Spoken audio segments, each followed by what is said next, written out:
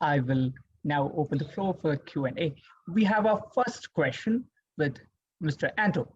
Anto wanted, and the question is, are we taking radical steps to reach to the preferred future, wherein we want the Earth to be a greener planet, telling in the picture of curtailing global carbon emissions?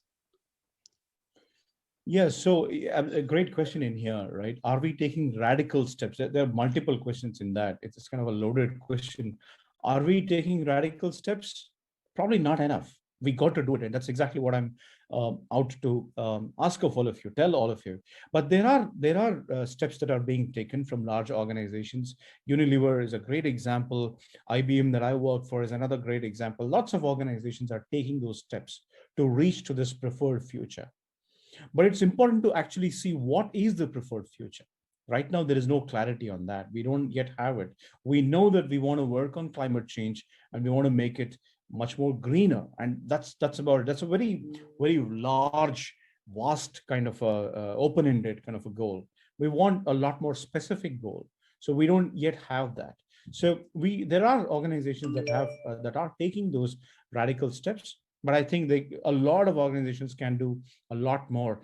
Towards that, you got to look at your values of today, not just revenue, not just market share, but go beyond all of that stuff.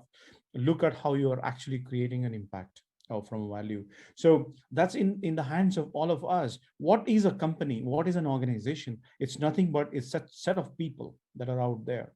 So when you get into an organization, you should actually be able to influence this kind of thinking, so we actually get there. So yeah, that's